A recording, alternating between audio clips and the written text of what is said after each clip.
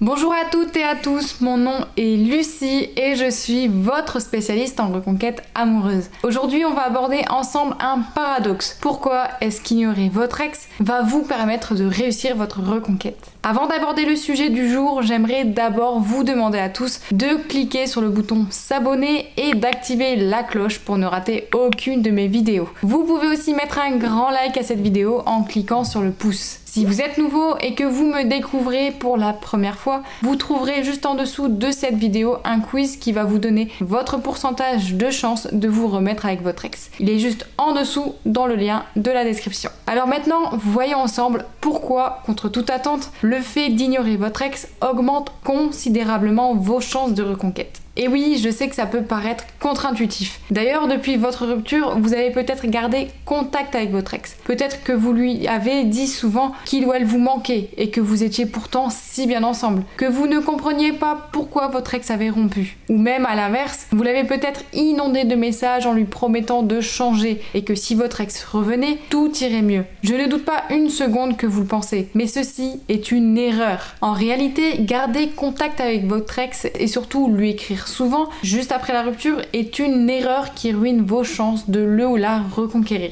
Tout simplement car rester aussi proche ne vous permet pas de digérer la rupture, d'en comprendre les motifs profonds et de faire votre introspection. Cela ne vous donne pas non plus l'occasion de vous consacrer à vous. Et enfin, si votre ex a rompu, c'est aussi car il ou elle avait besoin de distance. C'est pour toutes ces raisons que l'on va revoir ensemble tout de suite que vous devez passer par une phase où vous allez ignorer votre ex. Voici ce que vous allez mettre en place durant cette phase de non-contact avec votre ex et qui sont autant de bonnes raisons d'ignorer votre ex. Déjà, vous allez faire votre introspection et prendre le temps de comprendre ce qui vous a mené à la rupture. Prenez le temps de digérer la rupture, mais aussi d'essayer de voir sur du temps plus ou moins long ce qui a pu conduire votre ex à se dire qu'il ou elle était mieux dans sa vie sans vous. Car croyez-le ou non, mais pour votre ex, cela n'a pas été une décision facile à prendre et rompre est aussi douloureux pour votre ex que pour vous. Donc prenez le temps de comprendre ses besoins, de faire preuve d'empathie et regardez vos torts en face. Je ne dis pas que vous êtes entièrement responsable et à blâmer, mais vous avez certainement eu des comportements qui ont blessé ou heurté votre ex d'une manière ou d'une autre. Vous allez ensuite sincèrement vous reconnecter à vous-même. D'abord pour voir ce que vous pourriez améliorer par rapport à vos torts dans la rupture et votre relation.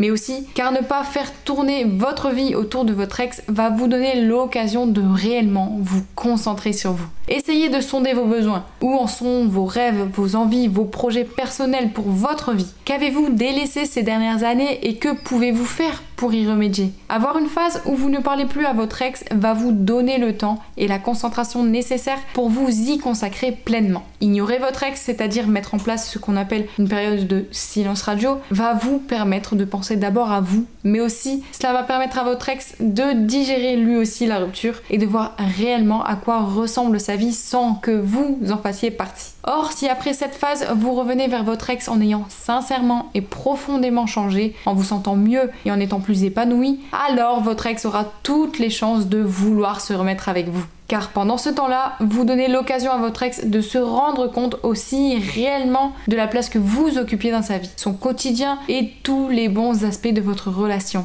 Vous lui permettez aussi de laisser retomber les émotions négatives que la rupture a suscitées. Peut-être en effet que lors de la rupture, il y a eu beaucoup de disputes, de cris, de larmes et de douleurs. Tout ça va pouvoir décanter et retomber durant cette phase de silence radio et votre ex va revenir à une sorte de neutralité émotionnelle à votre égard et vous pourrez ensuite repartir sur de nouvelles phases positives. Si vous ne mettez pas cela en place, votre ex et vous allez au contraire rester bloqués sur une spirale négative de votre fin de relation et de votre rupture. Et ça, ce n'est pas une bonne base pour votre reconquête. Donc respectez cette phase de silence radio et vous verrez que vous allez parvenir à rebâtir un socle de relations durable et sain. Je vous invite à présent à me dire en commentaire ce que vous comptez mettre en place pour vous et uniquement pour vous durant le silence radio. Quels projets vous viennent en tête? N'hésitez pas à tout me raconter. Et si vous souhaitez avoir accès à du contenu exclusif pour connaître les phases suivantes de votre reconquête, je vous conseille de cliquer juste en dessous dans la description pour rejoindre mon programme Faire craquer son ex. N'oubliez pas de vous abonner et de participer à votre quiz gratuit avant de partir. Je vous dis